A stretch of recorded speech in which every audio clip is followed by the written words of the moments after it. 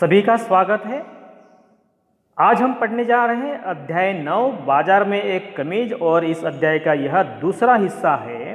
अगर आपने पहला हिस्सा नहीं देखे हैं तो इस वीडियो के डिस्क्रिप्शन बॉक्स में एक लिंक दी गई है, उस लिंक को क्लिक करके आप पहला हिस्सा देख सकते हैं। तो चलिए देखते हैं कि बाजार में एक कमीज भाग दूसरा। और इस अध्याय में हम पढ़ने वाले हैं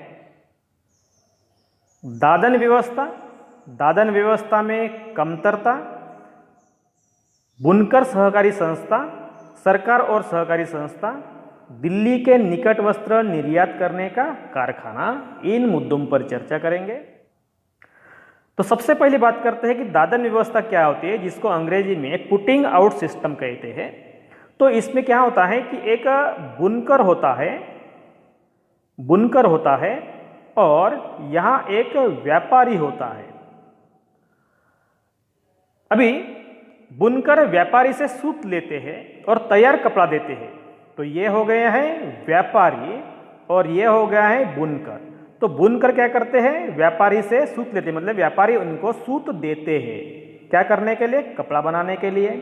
और फिर बुनकर तैयार कपड़ा बनाकर व्यापारी को देते हैं, उसके बदले में उनको मेहनताना मिलता है। अभी यहाँ देखिए बुनकरों को क्या फ़ायदा होता है कि ये दादन व्यवस्था से बुनकरों को सूत खरीदी करने के लिए पैसा नहीं लगाना पड़ता, ये पहली बात है, उनका फ़ायदा ये है। और दूसरा फ़ायदा है कि जो तैयार कपड़ा होता है बेचने की झंझट नहीं होती है उनके पास, मतलब बेचने के लिए भी कोई उनको तकलीफ उठानी नहीं पड़ती है। और बुनकरों को प्रारंभ से पता चलता है कि कौन सा कपड़ा बनाना है और कितना बनाना है, क्योंकि ये व्यापारी लोग ही वो डिसाइड करते हैं कि कैसा बनाना है, कितना बनाना है, ये सब तय करते हैं कौन, व्यापारी। और इसीलिए दादन व्यवस्था में ये बुनकरों को फायदे होते हैं कि उनको पैसा लगाने की जरूरत नहीं है। दूसरी बात है तैयार किया गया कपड़ा बेचने की भी उनको व्यवस्था करने की जरूरत नहीं। लेकिन दादन व्यवस्था में कुछ कमी भी नजर आती है, जैसे कि पहली बात है कि व्यापारियों पर निर्भर रहना पड़ता है। अभी क्योंकि कच्चे माल को प्राप्त करने के लिए और तैयार माल को बिक्री के लिए व्यापारियों से ही उनको सलाह लेनी पड़ती है, व्यापारियों को उनको देना पड़ता है। और इससे क्या होता है कि व्यापारियों का इस मार्केट में, इस बाजार में, इस व्यवस्था में वर्चस्व बन जाता है। ये हो गया है पहला कारण। दूसरा कारण, अभी तीसरा देखिए, बुनकरों को कपड़ा बनाने का ऑर्डर तो मिलता है, लेकिन उसके बदले में उनको बहुत ही कम दाम मिलता है। ये तीसरा ड्रॉबैक है। और चौथा ड्रॉबैक ये है कि बुनकरों को मालूम ही नहीं पड़ता कि वो किसके लिए कपड़ा बना रहे हैं और वो माल कहाँ बेचा जा रहा है और किस कीमत पर बेचा जा रहा है, इससे अनजान रहते हैं बुनकर लोग। और यह जो कपड़ा बनाया जाता है बुनकरों द्वारा, यह कपड़ा व्यापारी जो रेडीमेड क्लॉथ्स बनाने वाले जो कारखाने होते हैं उनको बेचते हैं। और इस तरह से बाजार का जो झुकाव होता है, बाजार में ज़्यादा से ज़्यादा कमाने वाले या लाभ प्राप्त करने वाले जो लोग होते हैं वो होते हैं व्यापारी। तो व्यापारियों को यहाँ सबसे ज़्यादा लाभ होता है। जब व्यापारी लोग इस तरह से बुनकरों का या कारीगरों का शोषण कर लेते हैं तो बुनकर सहकारी संस्था उनके लिए बहुत ही फायदेमंद हो सकती है। कैसे, देखिए, उसका उद्देश्य ऐसा है कि व्यापारियों के ऊपर जो निर्भरता होती है उसको कम करना है, और दूसरा उद्देश्य बुनकरों की आमदनी बढ़ाना है। तो इन दो उद्देश्यों के साथ यह बुनकर सहकारी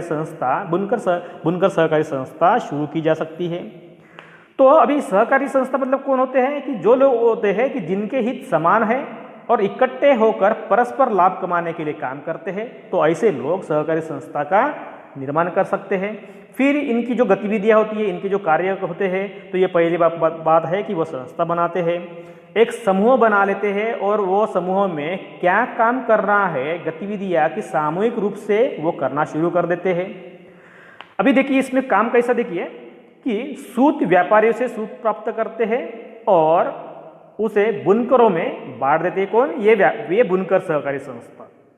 फिर बाद में जिस उससे जो कपड़ा बनता है या कुछ भी प्रोडक्ट बन जाता है, वो प्रोडक्ट सहकारी संस्था कभी कभी बिक्री का भी काम कर लेती है। तो इस तरह से जो किसान और बुनकरों के बीच में जो व्यापारी है उसकी भूमिका समाप्त हो जाती है और सीधा बुनकरों को कपड़ा बनाने का उचित मूल्य उनको प्राप्त हो जाता है। तो इस तरह से व्यापारियों की या दलाल लोगों की जो भूमिका होती है, जिससे बुनकरों का शोषण होता है, उसको समाप्त करने के लिए बुनकर सहकारी संस्था एक पर्याप्त साधन है। फिर सरकार और सहकारी संस्था का कुछ संबंध होता है क्या? हाँ, बिल्कुल संबंध होता है, क्योंकि सहकारी संस्था का मतलब होता है एक साथ आकर सभी का भला करने की कोशिश की जाती है यहाँ। और इसीलिए सरकार क्या करती है कि सहकारी संस्था द्वारा जो भी माल होता है, जो भी प्रोडक्शन होता है, उसको उचित मूल्य पर खरीदी कर लेते हैं और बाद में वही जैसे कि मतलब कपड़ा है, खरीदी करने के बाद वह आम लोगों को उनके बजट के हिसाब से या उनको आमदनी के हिसाब से उनको बेचते हैं। जैसे उदाहरण के लिए हम देखते हैं कि स्कूल में निःशुल्क गणवेश योजना चलती है। जैसे मतलब अगर बुनकर सहकारी संस्था है, उनके द्वारा कोई कपड़े बनाए जाते हैं, तो सरकार क्या करती है कि इन संस्थाओं से कपड़ा खरीदी कर लेती है और यह कपड़ा रेडीमेड फैक्ट्री जो होते हैं, जैसे सेल्फ हेल्प ग्रुप होते हैं, उनको उनकी संस्था होती है, उनको बनाने के लिए देती है। तो ये भी एक सहकारी संस्था हो गई है। फिर उनसे ही वो कपड़ा खरीदी कर सरकार ये स्कूलों में जो गरीब या जरूरतमंद लोग होते हैं या निःशुल्क गणवेश योजना होती है, इसके तहत बच्चों को दिया जाता है। तो कभी कभी सरकार हस्तकरघा बुनकर सहकारी समिति से कपड़ा खरीदकर कोऑपरेटिव्स नामक दुकानों के माध्यम से बेचती है। तो ये कुछ उदाहरण हो गए जैसे सरकार सहकारी संस्थाओं को कहीं ना कहीं प्रत्यक्ष अप्रत्यक्ष रूप से मदद करती है। आप यहाँ देख रहे हैं, चित्र क्रमांक 1 बता रहा है कि यह एक व्यापारी की दुकान है और यह कई सालों में इन व्यापारियों ने देश भर के वस्त्र निर्माताओं से संपर्क कर लिए हैं, जिनसे उन्हें ऑर्डर मिलते हैं और उस ऑर्डर के अनुसार वो उनकी ऑर्डर की पूर्तता करते हैं और वे अन्य लोगों से सूत खरीदी कर लाते हैं। दूसरा पिक्चर है यहाँ,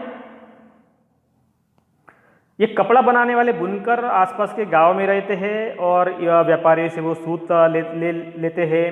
बुनाई करने के करघे रखने के लिए उन्होंने अपने घरों के आसपास ही ऐसी व्यवस्था बनाए रखी है और यह बिजली चलित करघे दिख रहे हैं आपको।